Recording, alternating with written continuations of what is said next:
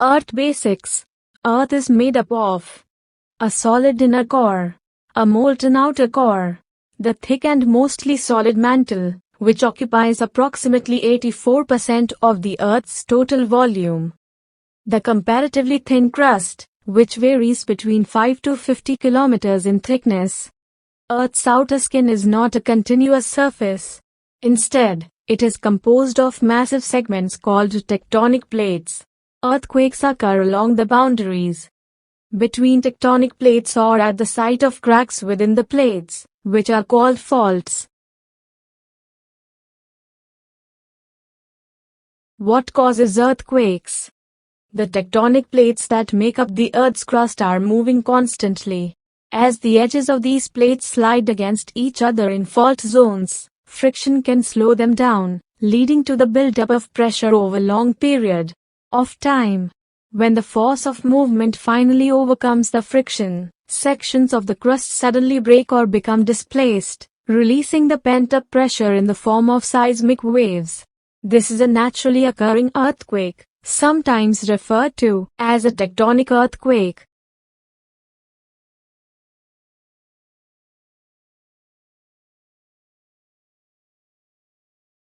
While tectonic earthquakes can occur at any location around the world, the majority of large earthquakes, about 80%, occur at the circum-Pacific seismic belt found along the rim of the Pacific Ocean. Two other regions regularly exhibiting earthquakes include the Alpide belt, extending along the southern margin of Eurasia through the Himalayan mountains, Sumatra, and Java, and the mid-Atlantic ridge running along the floor of the Atlantic Ocean. Does fracking cause earthquakes? Fracking is an informal term for hydraulic fracturing, a process used to increase the flow of oil or gas to a production well.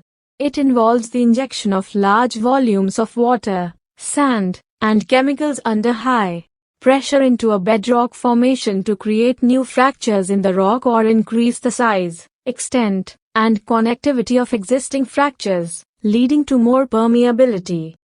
On rare occasions, fracking can lead directly to earthquakes. More frequently, earthquakes are induced by the disposal of wastewater associated with the oil production into underground wells. Seismic events associated with fracking and waste fluid disposal tend to be low level and dependent on conditions such as the injection rate and total volume injected, the proximity of faults near the injection site and the pathways permitting pressure to travel from the injection site to the fault, and the presence of stresses on faults that are large enough to produce earthquakes.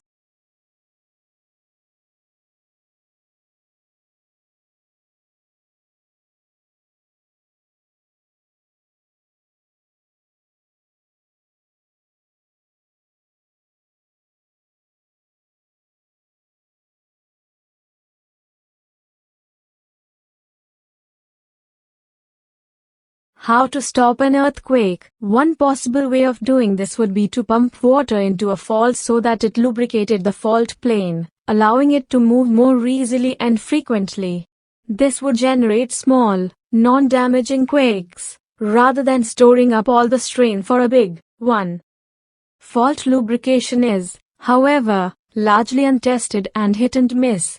Stopping earthquakes in this way is clearly a long way off, and may never be feasible at all. But there is another way of using tech to protect buildings, and that is by shielding them from damaging seismic waves. Leaders in this field are Dr. Sebastian Guénot at Marseille's Fresnel Institute and Dr. Stéphane Brulé at the geoengineering company Menard. In 2012, at the foot of the French Alps, they drilled a line of boreholes arranged in such a way that the properties of the soil were changed so that incoming earthquake waves would be reflected. By generating artificial earthquake waves using a piece of ground vibrating kit, they were able to demonstrate that seismic energy crossing the line of boreholes was slashed by up to 80%.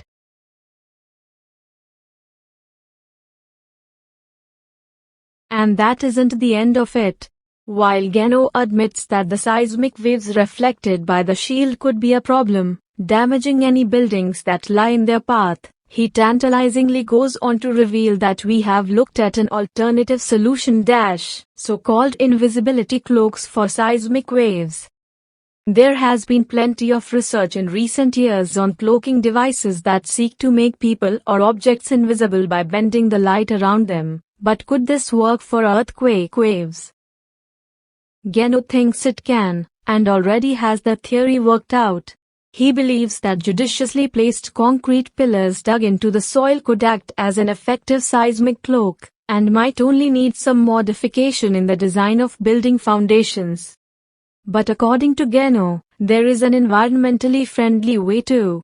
I have been involved in some work on the conversion of Rayleigh waves into downward propagating shear waves, thanks to a forest of trees of varying heights, he says.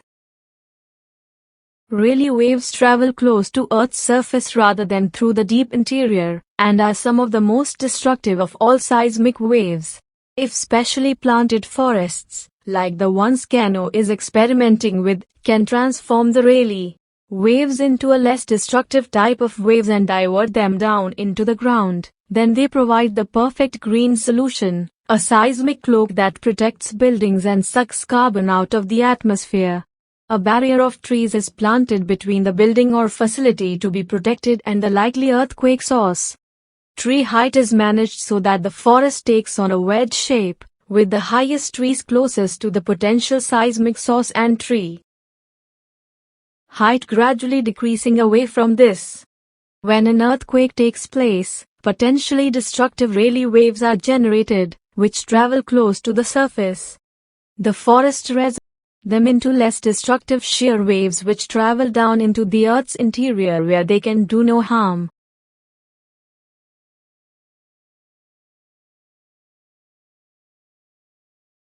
Earthquake safety. Thank you.